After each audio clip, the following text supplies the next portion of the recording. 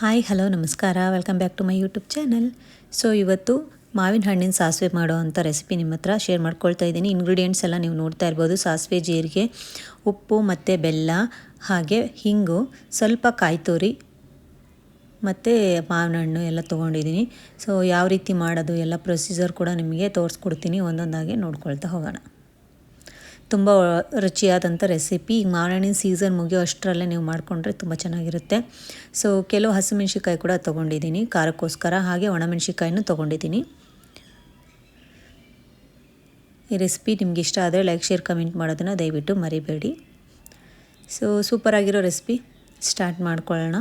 ಮೊದಲನೇದಾಗಿ ಎಲ್ಲ ಹಣ್ಣುಗಳನ್ನ ನೀಟಾಗಿ ತೊಳ್ಕೊಂಡು ಎಲ್ಲ ಸಿಪ್ಪೆ ತೆಗೆದಿಟ್ಕೋಬೇಕು. ಸಿಪ್ಪೆಯಲ್ಲಿ ಏನು ಹಣ್ಣಿರುತ್ತಲ್ಲ ಅದನ್ನು ಕೂಡ ನಾವು ಎಕ್ಸ್ಟ್ರಾಕ್ಟ್ ಮಾಡ್ಕೋಬೇಕಾಗುತ್ತೆ. ಸೊ ಒಂದೊಂದಾಗಿ ಎಲ್ಲ ನೀಟಾಗಿ ನೋಡ್ಕೊಳ್ಳಿ. ಇದೇ ರೀತಿ ಮಾಡ್ಕೊಳ್ಳಿ. ಮಾವಿನ ಹಣ್ಣಿನ ಸೀಸನ್ ಮುಗಿಯೋ ಅಷ್ಟರಲ್ಲಿ ಮಾಡ್ಕೊಂಡು ತಿಂದರೆ ನಿಮಗೂ ಖುಷಿ ಆಗುತ್ತೆ. 2-3 ದಿವಸ ಆರಾಮಾಗಿ ತಿನ್ಬೋದು. ನೆಕ್ಸ್ಟ್ ಡೇಗೆ ಅಥವಾ ಬೆಳಗ್ಗೆ ಮಾಡಿ ಸಂಜೆ ತಿಂದರೆ ರುಚಿ ತುಂಬ ಚೆನ್ನಾಗಿರುತ್ತೆ. ಉಪ್ಪು ಖಾರ ಎಲ್ಲ ಮಾವಿನ ಹಣ್ಣು ಚೆನ್ನಾಗಿ ಹೀರ್ಕೊಂಡಿರುತ್ತೆ. ಸೊ ಆವಾಗ ಮಾವಿನ ಹಣ್ಣಿನ ಸಾಸಿವೆ ತಿನ್ನಲಿಕ್ಕೆ ತುಂಬ ರುಚಿಯಾಗಿರುತ್ತೆ. ನೀವು ಯಾವತ್ತೂ ಟ್ರೈ ಮಾಡಿಲ್ಲ ಅಂದರೆ ಖಂಡಿತವಾಗ್ಲೂ ಟ್ರೈ ಮಾಡಿ. ಪ್ರತಿ ಸರಿ ಸೀಸನ್ ಬಂದಾಗ ನೀವು ಇದನ್ನು ಮಾಡ್ಕೊಂಡು ತಿಂತೀರ, ಅಷ್ಟು ರುಚಿಯಾಗಿರುತ್ತೆ. ನಾನಂತೂ ಸೀಸನ್ ಬಂದಾಗ ಒಂದು 3 to 4 ಟೈಮ್ಸ್ ಮಾಡ್ತೀನಿ. ನನಗೆ ತುಂಬ ಇಷ್ಟ ಪರ್ಸ್ನಲಿ. ಈ ಥರ ಎಲ್ಲ ಹಣ್ಣಿಂದು ಸಿಪ್ಪೆನ ತೆಗೆದಿಟ್ಕೊಳ್ಳಿ. ನಾನಿಲ್ಲಿ ಒಂದು 8 ಹಣ್ಣು ತೊಗೊಂಡಿರ್ಬೋದು, 7ರಿಂದ 8 ತೊಗೊಂಡಿರ್ಬೋದು. ನಿಮ್ಗೆ ಎಷ್ಟು ಬೇಕೋ ನೋಡಿಕೊಂಡು ಮಾಡ್ಕೊಳ್ಳಿ, ಚೆನ್ನಾಗಿರುತ್ತೆ. ಒಂದು ಸತಿ ಮಾಡ್ಕೊಂಡು ತಿಂದರೆ ಪದೇ ಮಾಡ್ಕೊಂಡು ತಿಂದ್ರೆ ಅಷ್ಟು ಸೂಪರಾಗಿರುವಂಥ ರೆಸಿಪಿ ಇದು. ಇದನ್ನು ಕೂಡ ನೀವು ಬಿಸಿ ಮಾಡ್ಕೋಬೋದು. ನೆಕ್ಸ್ಟ್ ಡೇಗೆ ಇಟ್ಕೋಬೇಕಂದ್ರೆ ಬಿಸಿ ಮಾಡಿ ಎತ್ತಿಟ್ಕೋಬೋದು. ಚೆನ್ನಾಗಿರುತ್ತೆ, ಏನೂ ಹಾಳಾಗಲ್ಲ. ಫ್ರೆಶ್ ಆಗೂ ಕೂಡ ಇರುತ್ತೆ, ರುಚಿ ಕೂಡ ಚೆನ್ನಾಗಿರುತ್ತೆ. ಸೂಪರ್ ರೆಸಿಪಿ ಅಂತಲೇ ಹೇಳ್ಬೋದು. ಎಲ್ಲ ನೀಟಾಗಿ ಸಿಪ್ಪೆ ತಗೊಳ್ಳಿ. ಸಿಪ್ಪೆಯಲ್ಲೂ ಕೂಡ ಹಣ್ಣಿರುತ್ತಲ್ಲ ಅದನ್ನು ಕೂಡ ತಕ್ಕೋಬೇಕು. 1 ಸ್ಪೂನ್ ಸಹಾಯದಿಂದ ಅದರಲ್ಲಿ ನೀಟಾಗಿ ಈ ಥರ ಸಿಪ್ಪೆಯಲ್ಲಿ ಏನು ಅಂಟ್ಕೊಂಡಿರುತ್ತಲ್ಲ ಅದನ್ನೆಲ್ಲ ನೀವು ಈ ಥರ ಎಕ್ಸ್ಟ್ರಾಕ್ಟ್ ಮಾಡ್ಕೊಳ್ಳಿ. ಸೊ ಈ ಥರ ಎಲ್ಲ ಎಕ್ಸ್ಟ್ರಾಕ್ಟ್ ಮಾಡ್ಕೊಂಡ್ಮೇಲೆ ನೋಡಿ ಈ ಥರ ಕಾಣುತ್ತೆ. ಹಣ್ಣುಗಳನ್ನೆಲ್ಲ ನೋಡಿ ಸಿಪ್ಪೆ ತಗೊಂಡಿರೋದು ಈ ಥರ ಕಾಣಿಸ್ತಾ ಇದೆ. ಸೊ ಇವಾಗ ಎಲ್ಲದನ್ನು ಮಿಕ್ಸ್ ಮಾಡಿ ಒಂದು ಹತ್ರ ಎತ್ತಿಟ್ಕೊಂಬಿಡಿ. ಈ ಥರ ಮಿಕ್ಸ್ ಮಾಡ್ಕೊಳ್ಳಿ, ಒಂದು ಹತ್ರ ಎತ್ತಿಟ್ಕೊಂಬಿಡಿ.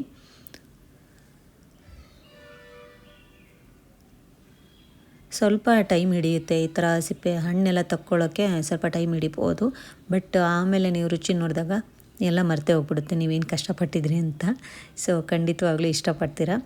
ಇವಾಗ ನಾವು ರೆಸಿಪಿ ಮಾಡೋದನ್ನ ಸ್ಟಾರ್ಟ್ ಮಾಡ್ಕೊಳ್ಳೋಣ. ಒಂದು ಪ್ಯಾನ್ ತೊಗೊಂಡಿದ್ದೀನಿ ನಾನಿಲ್ಲಿ, ಪಾತ್ರೆನ. ಅದಕ್ಕೆ ಸ್ವಲ್ಪ ಎಣ್ಣೆ ಹಾಕ್ಕೊಳ್ತಾ ಇದ್ದೀನಿ. ಒಗ್ಗರಣೆ ಸಾಕಾಗೋ ಅಷ್ಟು ಎಣ್ಣೆ ಹಾಕ್ಕೊಂಡ್ರೆ ಸಾಕು, ಇದಕ್ಕೇನು ಹೆಚ್ಚಿಗೆ ಬೇಕಾಗಲ್ಲ. 1 to 1.5 ಟೇಬಲ್ ಸ್ಪೂನಷ್ಟು ಆಯಿಲ್ ಹಾಕ್ಕೊಂಡ್ರೆ ಸಾಕಾಗುತ್ತೆ. ಸ್ವಲ್ಪ ಎಣ್ಣೆ ಕಾಯೋವರೆಗೂ ವೆಯ್ಟ್ ಮಾಡಬೇಕು. ಸ್ವಲ್ಪ ಎಣ್ಣೆ ಕಾದ ನಂತರ ಒಗ್ಗರಣೆ ಹಾಕ್ಕೋಬೇಕು. ಮೊದಲನೇದಾಗಿ ಸಾಸಿವೆ ಹಾಕ್ಕೊಳ್ತಾ ಇದ್ದೀನಿ. ಸಾಸಿವೆ ಎಲ್ಲ ಸಿಡಿಬೇಕು ಚೆನ್ನಾಗಿ.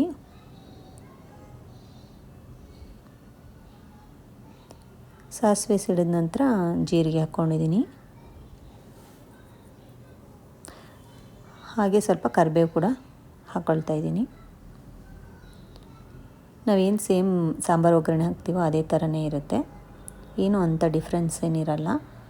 ಸಿಂಪಲ್. ಬಟ್ ಏನು ಹಣ್ಣನ್ನೆಲ್ಲ ನೀಟಾಗಿ ಕ್ಲೀನ್ ಮಾಡಿಕೊಂಡು ತಕ್ಕೊಳ್ತೀವಲ್ಲ ಅದೇ ಸ್ವಲ್ಪ ಟೈಮ್ ಕನ್ಸ್ಯೂಮಿಂಗ್. ಅಂದರೆ ಅದು ಬಿಟ್ಟರೆ ಇನ್ನೇನೂ ಇಲ್ಲ. ಬೇಗನೆ ಅದನ್ನು ಸೇರಿಸ್ಕೊಂಡ್ರು ಕೂಡ ನಿಮ್ಗೊಂದು 1/2 ಅವರಲ್ಲಿ ಇದು ಬೇಗನೆ ಆಗೋಗ್ಬಿಡುತ್ತೆ. ಸೊ ಸ್ಲಿಟ್ ಮಾಡ್ಕೊಂಡಿರೋಂಥ ಹಸಿಮೆಣ್ಸಿಕಾಯಿ ಹಾಕ್ಕೊಂಡಿದ್ದೀನಿ. ಖಾರಕ್ಕೆ ಅನುಸಾರವಾಗಿ ನಿಮಗೆ ಬೇಕಾದಷ್ಟು ಹಾಕ್ಕೊಳ್ಳಿ. ನಾನಿಲ್ಲಿ ಒಣಮೆಣ್ಸಿಕಾಯಿ ಮತ್ತು ಹಸಿಮೆಣ್ಸಿಕಾಯಿ ಎರಡನ್ನೂ ಬಳಸೋದ್ರಿಂದ 2 ಹಸಿಮೆಣ್ಸಿಕಾಯಿನ ಇಲ್ಲಿ ಬಳಸ್ತಾ ಇದ್ದೀನಿ. ಹಾಗೆ 2 ಒಣಮೆಣ್ಸಿಕಾಯಿನ ಬಳಸ್ತಾ ಇದ್ದೀನಿ, ಗುಂಟೂರು ಮೆಣ್ಸಿಕಾಯಿ.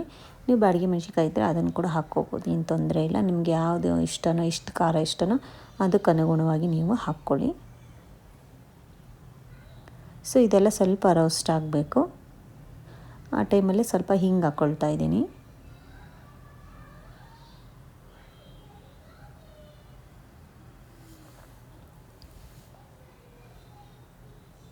ನೀಟಾಗಿ ಎಲ್ಲ ಬಾಡಿಸ್ಕೊಳ್ತಾ ಇದ್ದೀನಿ.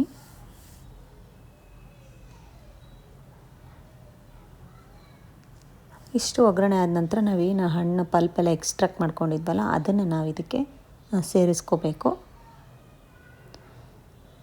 ಅದನ್ನೆಲ್ಲ ನೀಟಾಗಿ ಮಿಕ್ಸ್ಚರ್ನ ಹಾಕ್ಕೊಳ್ತಾ ಇದ್ದೀನಿ. ಹಣ್ಣಲ್ಲಿ ಏನು ಪಲ್ಪ್ ಇರುತ್ತೆ ಅದನ್ನು ಕೂಡ ಸ್ವಲ್ಪ ನೀವು ಕೈಯಿಂದ ಇದು ಮಾಡಿಕೊಂಡು ಇದ್ರ ಜೊತೆ ಚೆನ್ನಾಗಿ ಮಿಕ್ಸ್ ಆಗೋ ಥರ ಮಾಡ್ಕೋಬೋದು. ಫುಲ್ಲೆಲ್ಲ ಹಿಂಡಿ ತೆಗಿಬೇಕು ಅಂತ ಏನಿಲ್ಲ. ಸ್ವಲ್ಪ ಶೇಖರಣೆ ಮಾಡುವಾಗ ತೆಗಿತೀವಲ್ಲ ಆ ಥರ ತೆಗಿಯೋ ಅವಶ್ಯಕತೆ ಇಲ್ಲ. ಸ್ವಲ್ಪನೇ ಅದ್ರ ಪಲ್ಪ್ನ ಅದ್ರ ಜೊತೆನೇ ಎಕ್ಸ್ಟ್ರಾಕ್ಟ್ ಮಾಡ್ಕೊಂಡಿದ್ರೆ ಅದು ಕೂಡ ಚೆನ್ನಾಗಿ ಮಿಕ್ಸ್ ಆಗುತ್ತೆ, ಚೆನ್ನಾಗಿರುತ್ತೆ ನಮಗೆ ತಿನ್ನಲಿಕ್ಕೆ. ಇದೆಲ್ಲದನ್ನು ನೀಟಾಗಿ ಮಿಕ್ಸ್ ಮಾಡ್ಕೊಳ್ಳಿ. ಹಾಗೆ ಏನಾದರೂ ಸ್ವಲ್ಪ ಉಳಿದಿದ್ರೆ ಅದಕ್ಕೊಂಚೂರು ನೀರು ಬೆರೆಸಿ ಅದನ್ನು ಕೂಡ ಹಾಕ್ಕೊಳ್ಳಿ. ಇದಕ್ಕೆ ಸ್ವಲ್ಪ ಉಪ್ಪು ಹಾಕ್ಕೊಳ್ತಾ ಇದ್ದೀನಿ. ಉಪ್ಪು ಹಾಕ್ಕೊಳ್ಳೋದ್ರಿಂದ ಇದು ರುಚಿ ಇನ್ನೂ ಜಾಸ್ತಿ ಆಗುತ್ತೆ. ಹಾಗೆ ಇದಕ್ಕೆ ಬೆಲ್ಲ ಹಾಕ್ಕೊಳ್ತಾ ಇದ್ದೀನಿ. ನಿಮಗೆ ಯಾವ ಥರ ಹಣ್ಣು ತೊಗೊಂಡಿದ್ದೀರ ಅದು ಎಷ್ಟು ಸ್ವೀಟ್ ಇದೆ ಎಲ್ಲ ನೋಡಿಕೊಂಡು ಅದಕ್ಕೆ ಅನುಗುಣವಾಗಿ ನೀವು ಬೆಲ್ಲನ ಹಾಕ್ಕೋಬೋದು. ನಿಮ್ಗೆ ಇಂಟ್ರೆಸ್ಟ್ ಇದ್ದರೆ ಬೆಲ್ಲ ಹಾಕ್ಕೋಬೋದು, ಇಲ್ಲಾಂದರೆ ಸ್ಕಿಪ್ ಮಾಡ್ಬೋದು. ಬೆಲ್ಲ ಹಾಕ್ಕೊಂಡ್ರೆ ತುಂಬ ರುಚಿಯಾಗಿರುತ್ತೆ. ಇಷ್ಟ ಇಲ್ಲ ಅನ್ನೋರು ಬೇಕಾದರೆ ಸ್ಕಿಪ್ ಮಾಡ್ಕೋಬೋದು. ಹಣ್ಣು ಆಲ್ರೆಡಿ ಸ್ವೀಟ್ ಇದ್ದರೆ ನೀವು ಸ್ಕಿಪ್ ಮಾಡ್ಕೋಬೋದು, ಬಟ್ ಹಾಕ್ಕೊಂಡ್ರೆ ತುಂಬ ಚೆನ್ನಾಗಿರುತ್ತೆ. ಸೊ ಎಲ್ಲ ನೀಟಾಗಿ ಮಿಕ್ಸ್ ಮಾಡಿ ಮೀಡಿಯಮ್ ಟು ಲೋ ಫ್ಲೇಮಲ್ಲಿ ಬಿಟ್ಟು ಅದನ್ನು ಲಿಡ್ ಕ್ಲೋಸ್ ಮಾಡಿ ಸ್ವಲ್ಪ ಹೊತ್ತು ಕುದಿಲಿಕ್ಕೆ ಬಿಡಬೇಕು. ನೀವು ನೋಡ್ತಾ ಇರ್ಬೋದು ಆಲ್ರೆಡಿ ಕುದಿ ಬಂದಿದೆ ನೀಟಾಗಿ. ಸೊ ನಾವು ಇದನ್ನು ಚೆನ್ನಾಗಿ ಕುದಿಸ್ಕೊಳ್ಳೋದ್ರಿಂದ ಏನೂ ಕೆಟ್ಟೋಗಲ್ಲ. ನೀವು ನೆಕ್ಸ್ಟ್ ಡೇಗೆ ಬೇಕಂದರೆ ಮತ್ತೆ ನೆಕ್ಸ್ಟ್ ಡೇಗೆ ನೀವು ಇದನ್ನು ಕುದಿಸ್ಕೋಬೋದು. ಇದನ್ನು ಮಾಡಿಟ್ಟು ಆಫ್ಟರ್ 2 hours ಆದಮೇಲೆ ತಿನ್ನೋದ್ರಿಂದ ತುಂಬ ರುಚಿಯಾಗಿರುತ್ತೆ. ಸೊ ನೀವು ನೋಡ್ತಾ ಇರ್ಬೋದು ಈ ಥರ ಮಾವಿನ ಹಣ್ಣಿನ ರೆಸಿಪಿನ ಮಾಡ್ಕೋಬೋದು. ಈಸಿಯಾಗಿ ಮನೆಯಲ್ಲೇ ತುಂಬ ರುಚಿಯಾಗಿ ಮಾಡ್ಕೋಬೋದು, ಚೆನ್ನಾಗಿರುತ್ತೆ. ಇದು ನಾನು ನಮ್ಮ ಅಜ್ಜಿ ಮನೆಯಲ್ಲಿ ತಿಂತಾಯಿದ್ದೆ. ಸೊ ಅಲ್ಲಿ ತುಂಬ ಇಷ್ಟ ಆಗ್ತಿತ್ತು, ನಮ್ಮ ಅಜ್ಜಿ ಮನೇಲಿ ಮಾಡ್ತಿದ್ರು. ಆ ರೆಸಿಪಿನ ನಾನು ಇವಾಗ ನನಗೆ ಯಾವಾಗ ತಿನ್ನಬೇಕನ್ಸುತ್ತೋ ಸೀಸನಲ್ಲಿ ನಾನು ಮಾಡ್ಕೊಂಡು ತಿಂತೀನಿ. ನನಗೆ ತುಂಬ ಇಷ್ಟ ಇದು. ಸೊ ನಿಮಗೂ ಎಲ್ಲರ ಜೊತೆ ಶೇರ್ ಮಾಡಿಕೊಂಡ್ರೆ ನೀವು ಮಾಡ್ಕೊಂಡು ತಿಂತೀರಾ. ಎಲ್ಲರೂ ಇಷ್ಟಪಡೋಂಥ ಹಣ್ಣಲ್ವಾ, ಸೊ ಎಲ್ರಿಗೂ ಇಷ್ಟ ಆಗುತ್ತೆ ಅಂತ ನಿಮ್ಗಳ ಜೊತೆ ಶೇರ್ ಮಾಡ್ಕೊಳ್ತಾ ಇದ್ದೀನಿ. ಸ್ವಲ್ಪ ಉಪ್ಪು ನನಗೆ ಕಡಿಮೆ ಅನ್ನಿಸ್ತು, ಸೊ ಅದಕ್ಕೆ ಸ್ವಲ್ಪ ಉಪ್ಪು ಹಾಕ್ಕೊಂಡಿದ್ದೀನಿ. ನೋಡಿಕೊಂಡು ನಿಮಗೆ ಯಾವುದು ಎಷ್ಟು ಬೇಕೋ ಅಷ್ಟು ನೀವು ರುಚಿಗೆ ತಕ್ಕಷ್ಟು ಹಾಕ್ಕೊಳ್ಳಿ. ಎಲ್ಲ ನೀಟಾಗಿ ಮಿಕ್ಸ್ ಮಾಡಿಕೊಂಡ್ರೆ ರೆಸಿಪಿ ರೆಡಿಯಾಗುತ್ತೆ. ಇನ್ನು ಹೆಚ್ಚು ಮಾಡೋಕ್ಕೆ ಏನೂ ಇಲ್ಲ. ಇದಕ್ಕೆ ಸ್ವಲ್ಪ ಕಾಯಿ ತುರಿ ಹಾಕ್ಕೋಬೇಕು.